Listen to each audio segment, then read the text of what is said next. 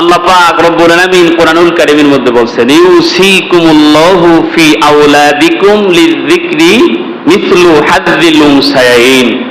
আল্লাহ পাক রব্বুল আলামিন বিধান দিয়েছেন যে একজন পুরুষের জন্য আছে দুই নারীর সমান অংশ, অর্থাৎ দুইজন নারীর অংশ যতটুকু একজন পুরুষের অংশ একলা ততটুকু। সাক্ষী দেওয়ার ক্ষেত্রে যদি সাক্ষী দুজন পুরুষ দেয় বিবাহের সময় তাহলে এনাফ।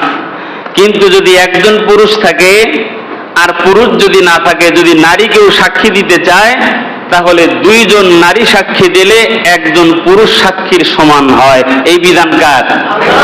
আরো জোরে বলতে হবে কার? এই বিধান দিয়েছেন কে? আল্লাহ। আর তারা বলতেছে যে না, নারী পুরুষ সমান অধিকার, অর্থাৎ পুরুষ যেমন একা তার অধিকার পায়, নারীও ঠিক একা তার অধিকার পাবে।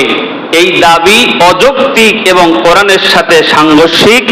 এই আবেদন, এই প্রতিবেদন কশ্চিন কালেও বাংলার জমিনে বাস্তবায়ন হতে দেওয়া যাবে না। ঠিক না বলেন?